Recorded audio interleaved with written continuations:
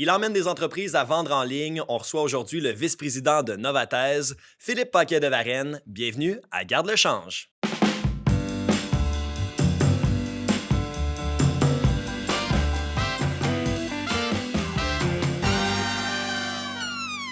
Et je suis en compagnie de mon collaborateur, mon co-animateur Samuel Nadeau en forme. En très grande forme. Yes. Également Philippe Paquet de Varenne. Merci d'avoir accepté l'invitation. Merci à vous de l'invitation. Je suis très content d'être là. Écoute, nous aussi, on va être direct dans le vif du sujet. Là. On veut savoir un peu ton bagage. D'où tu viens? Pourquoi? D'où te vient cette fibre entrepreneuriale-là? Dans le domaine du web. Ouais, dans le domaine du web.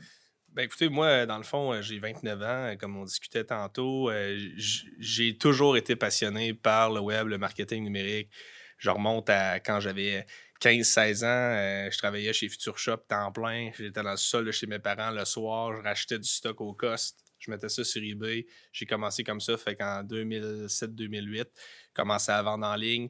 Ma mère, à un moment donné, elle m'a dit « Ouais, le sous-sol, c'est pas un entrepôt. » Fait que j'ai rapidement compris qu'il fallait que je change de business model. J'ai évolué après ça. J'ai eu plusieurs sites web où j'échangeais du trafic. J'ai commencé à faire des sous comme ça.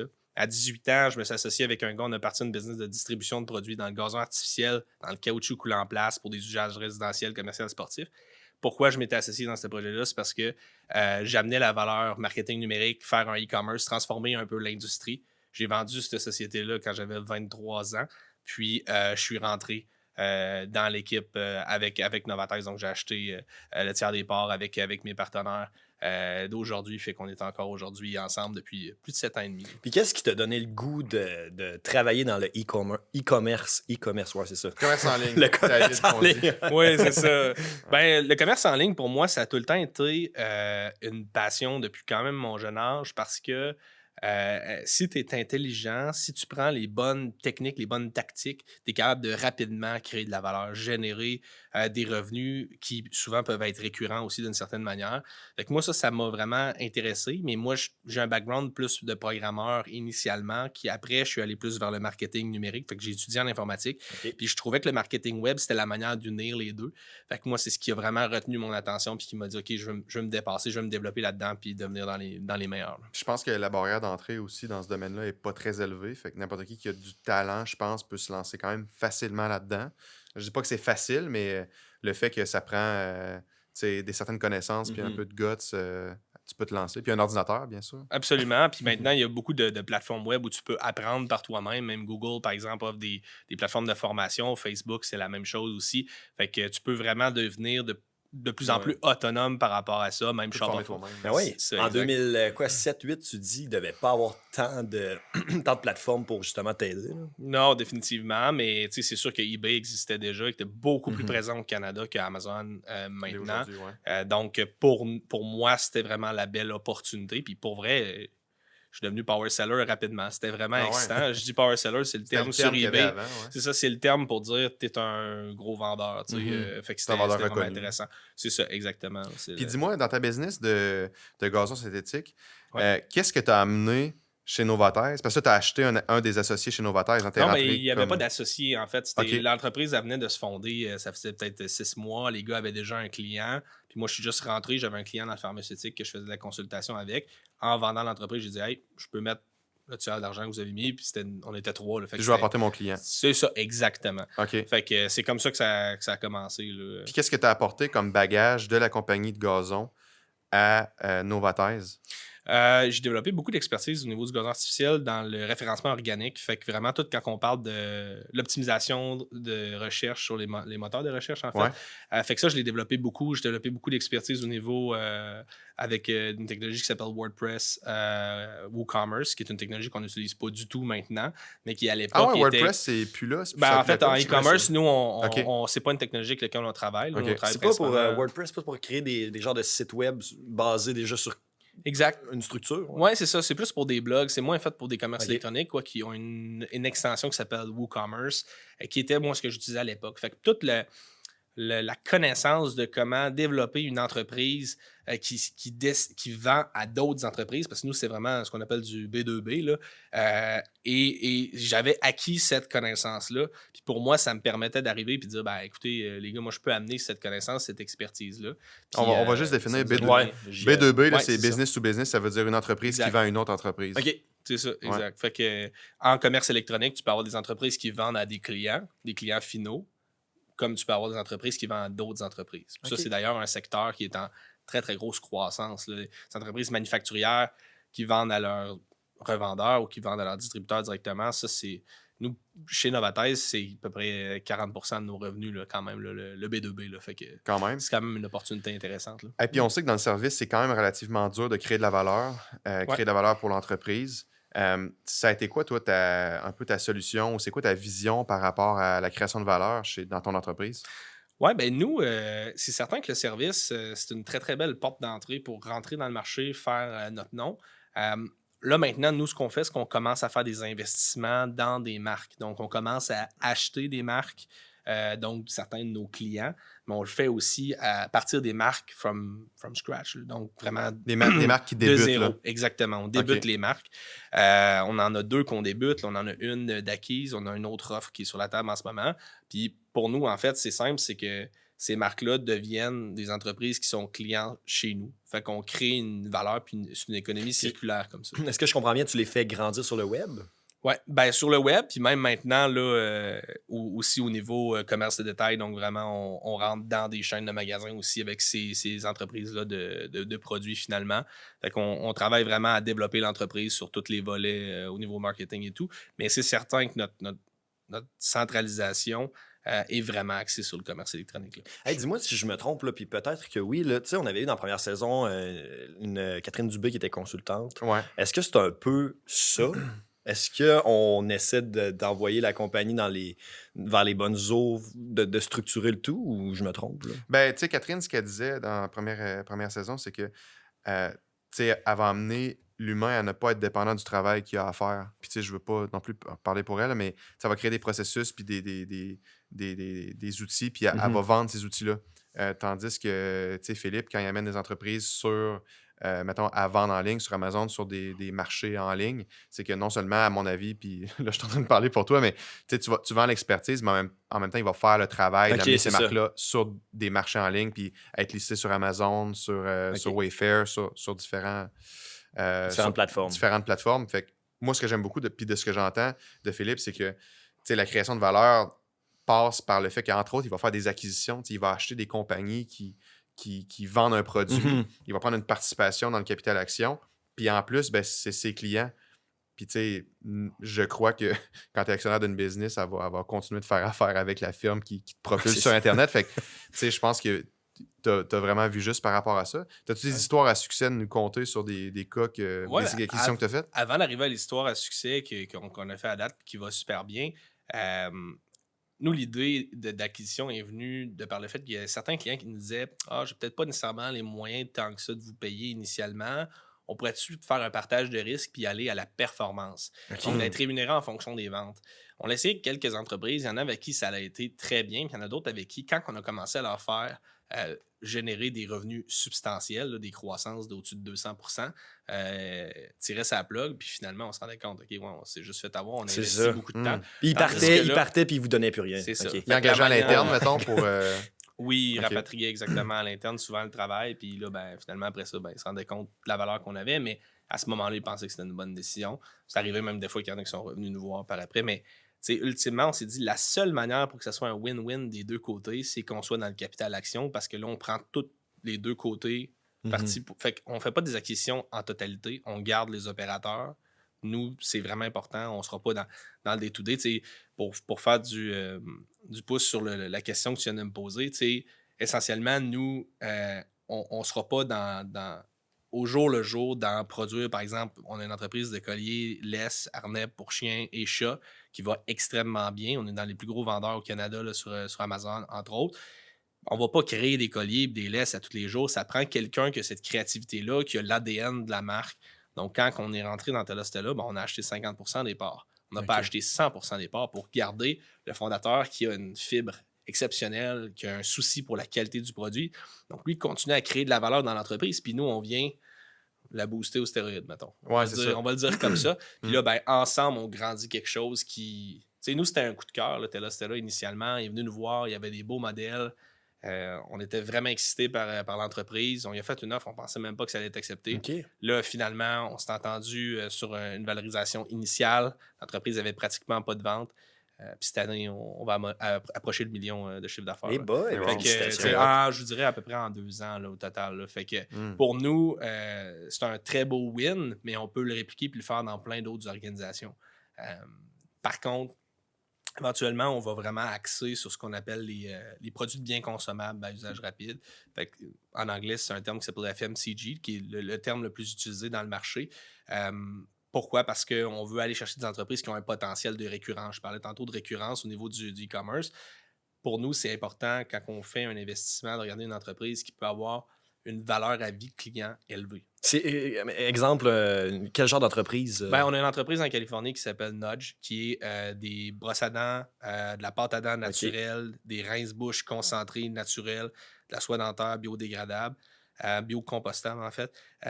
Puis ça, ben, pour nous, on fonctionne sur un abonnement, sous forme d'abonnement et sous forme d'achat. Oui, on est dans des commerces de détail aux États-Unis, mais on est aussi en achat direct par le web. Ceux qui veulent voir, c'est shopnudge.com.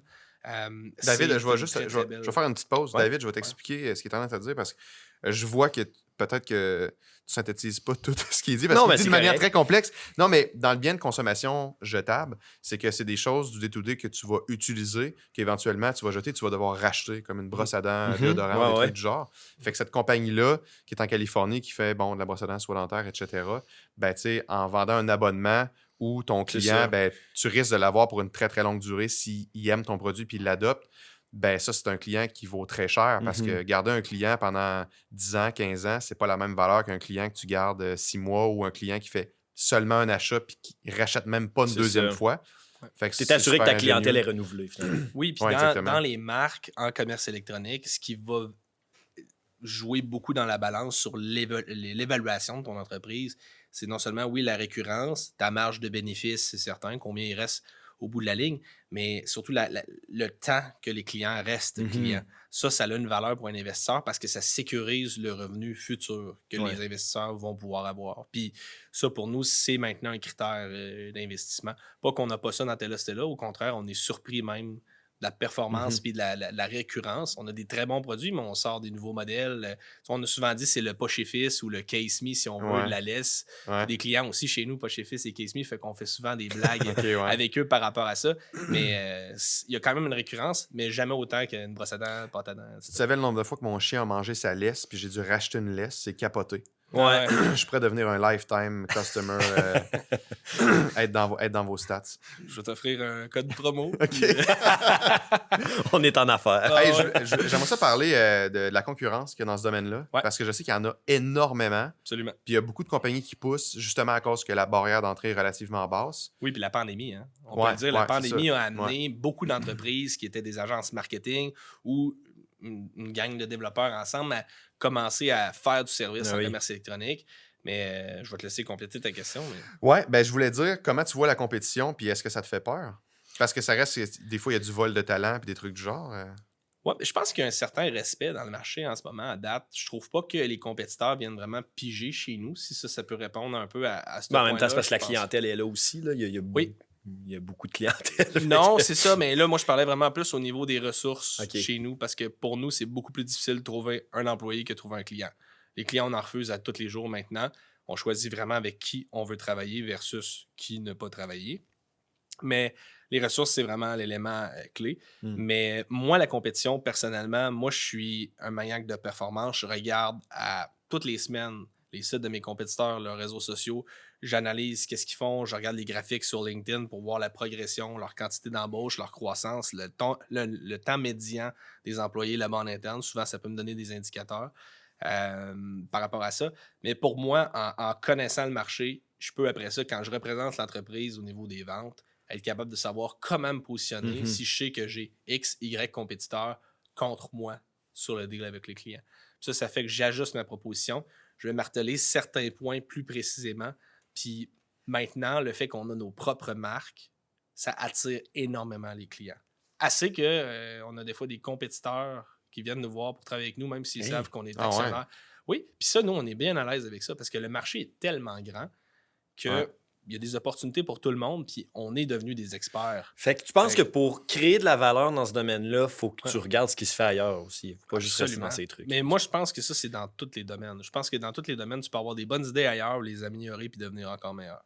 Mais ce que je trouve intéressant du dernier segment que tu as dit, c'est que en ayant des compagnies auxquelles tu es actionnaire puis avec lesquelles tu travailles puis que bon, tu es fait rayonner, ben tu sais, ça, justement, quand je dis rayonner, c'est que ça attire beaucoup l'attention parce que les gens se rendent compte des succès de tes clients, se rendent compte éventuellement que c'est toi qui gères leur e-commerce ou si tu es même associé dans cette business-là. Fait que ça crée beaucoup de rayonnement un peu organique, si on veut. Ouais. Puis je sais pas si votre travail est signé à quelque part. Fait que l'argent, mettons, qui est dépensé en publicité par tes clients est associé à vous. Fait que ça fait comme un espèce d'effet publicité organique qui est monstrueux. Ouais, ben, tu sais, le standard en web, vous devez le savoir quand même, là, souvent les agences qui travaillent avec un client vont le signer dans le bas, souvent du site, réalisé ou propulsé. Nous, on le fait pas tout le temps. Il y a des clients même qu'on ne peut pas divulguer qu'on a. On est souvent sur des NDA. Donc, des accords de non-divulgation. C'est des contrats souvent qui sont assez sérieux. Pour quelle raison? En fait, parce qu'ils veulent pas justement que leurs compétiteurs sachent avec qui ils travaillent au niveau du web pour après ça nous approcher. Okay. Ça, je pense que ça peut être une des bonnes raisons. Mais généralement, je vous dirais dans 80% des cas, souvent on peut le faire. C'est plus quand il y a le temps de sortir des études de cas, par exemple, pour démontrer ce qu'on a fait avec un client que là, ils peuvent être plus réticents, plus frileux. Mais sinon, ben, à part de ça, de la belle visibilité comme on a eu dans l'œil du dragon avec Tela Stella, ça, c'est sûr que ça frappe extrêmement fort. Moi, je le conseille à tout le monde. Si vous avez une belle entreprise, moi, je suis allé 2 fois à l'œil du dragon dans mes entreprises. Je suis allé dans Gazon Synthétique Québec initialement, la première saison. On n'a pas été diffusé, mais j'ai vécu l'expérience. Je l'ai vécu plus en arrière-scène avec Tela Stella où on préparait toute la diffusion, puis on était tout ensemble, l'équipe, le soir quand ça l'a passé. Puis Alexandre avait donné une performance très, très bonne, puis ça allait apporter des beaux résultats. Finalement, ils ont embarqué, les dragons? Non, ils ne sont pas embarqués parce qu'ils ont dit, écoute, les métriques de l'entreprise sont super bonnes, tu n'as pas besoin d'argent. C'est ça qu'ils ont dit. Puis ils ont jasé pendant 45 minutes, même 1 heure. Puis ça a été juste des très, très bons... une très, très bonne rétroaction là, qui était donnée par les dragons. Fait qu'au final, une belle visibilité. On n'a pas l'air de des fous non plus. C'est ça. L'évaluation à ce moment-là de l'entreprise, je pense qu'elle était autour de 250 000. C'était même à rabais. Là. On la mettait pour présenter une valeur qui était respectueuse, en fait, initialement. Est-ce qu'il y aurait eu réellement une entente après... Advenant le cas qu'il y aurait un dragon qui aurait démonté d'intérêt, il aurait vraiment fallu voir une plus-value qui était apportée parce qu'après, ben. Vous auriez quasiment pu la refuser aussi après? Ouais, on aurait pu. On aurait pu. En fait, il y a. Parce qu'en c'est juste pour la pub, là. Nous, on n'allait pas là juste pour la pub. On allait là parce que, ben oui, on voulait de la visibilité, mais développer des relations avec certains dragons ça peut apporter beaucoup plus que juste. Tu sais, des fois, il y en a qui disent je vais pas donner une portion de mon entreprise, mais des fois, un dragon peut amener, c'est quand même des gens qui sont ultra connectés, qui ont beaucoup d'influence aussi sur le marché. Fait que des fois, il ne faut pas juste se dire je vais laisser tel pourcentage. Des fois, ça peut être des opportunités qui sont intéressantes. Est-ce que ça nécessite de laisser de l'actionnariat? Ça, c'est à chaque entrepreneur de le décider. Mais j'ai rarement vu des entrepreneurs sortir de leur expérience à les dragons et dire ta mère de ça. Ça n'a pas valu la peine. J'ai rien appris ou il n'y a pas de. Cette année, on a Solios dans nos clients qui sont allés aussi. Solios les montre. Puis ça a été un home run tellement que. Là, on vient de faire une remouture de leur nouveau site sur Shopify Plus. Puis là, ils sont partis pour la gloire. Là. Solios, c'est dans les entreprises au Québec à surveiller. Dans les prochains mois, c'est exceptionnel. C'est des montres, dans le fond, avec des panneaux solaires à l'intérieur de la montre, sont certifiés B Corp. Fait que c'est vraiment une entreprise qui est vraiment axée sur l'environnement. La manière, les méthodologies qu'ils utilisent pour développer leurs produits, c'est exceptionnel. Tu penses que le commerce en ligne, mettons, dans les prochaines années, dans les 10 prochaines années, le futur est là, c'est clair. Est-ce que Mais c'est le présent, c'est même plus du futur. C'est ça, exact. Tu vois ça comment, tu sais? Et moi, j'ai une vision assez futuriste, mais qui est quand même déjà présente aussi. On a juste à regarder ce qui se fait en Asie en ce moment. En ce moment, en Asie, par exemple en Chine ou au Japon, ce qui est très, très populaire, c'est les diffusions en direct, les live streams qu'on dit en anglais, juste pour que les gens comprennent bien. les diffusions en direct de des influenceurs qui vont parler de certains produits, qui deviennent un peu comme les émissions à la télévision qu'on voyait Ouais. où le monsieur qui vend des chaudrons, il s'empile. Ouais, là. ouais, ouais, ouais, Mais ouais. ça, maintenant, c'est rendu la grosse tendance, mais c'est fait dans des plateformes comme Amazon qui va héberger, dans le fond, l'influenceur, qui va, lui, pouvoir partager certains produits. Puis là, les gens peuvent acheter avec une offre promotionnelle en ligne, en direct.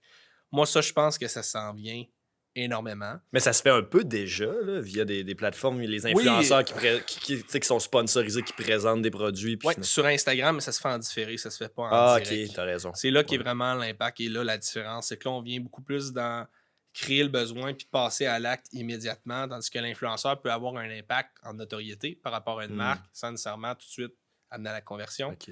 Ce qu'Amazon fait, entre autres, en ce moment, ou Tmall, ou toutes les grosses plateformes en Chine, c'est vraiment, ils te présentent un produit puis ils t'incitent à l'acheter on the spot, donc sur le moment même.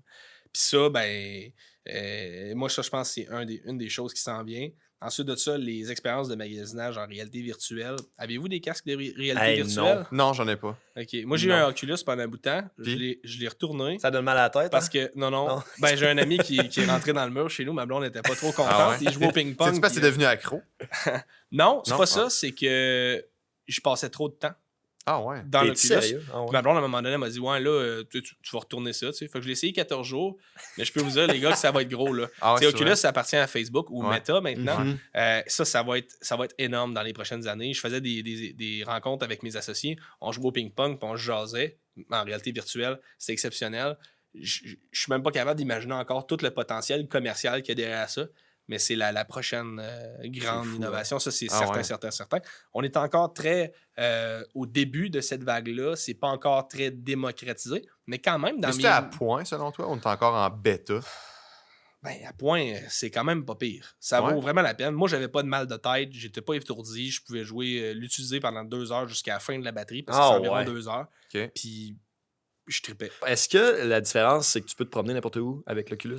C'est... Ouais, ben dans le fond, tu C'est- restes c'est- dans ton salon, mais ouais, tu peux te Ouais. déplacer un peu où tu veux. Là. Ouais. Ok, c'est Il y a ça. des univers, tu sais, tu peux passer d'un tableau à l'autre. Tu sais, c'est Capoté. quand même assez Ouais, trippant. c'est fou. Ouais. Puis maintenant qu'on revient sur la Ouais. business, Merci. sur Merci de me notre sujet. ramener. Merci de me ramener. Hey, parle-moi donc de l'évaluation des entreprises. Comment une entreprise de service est évaluée? Ouais, ben, écoute, je suis pas comptable, puis je me base sur certains balados que j'écoute, comme le balado d'Antoine de Hypercroissance, qui en a parlé justement, les entreprises de services.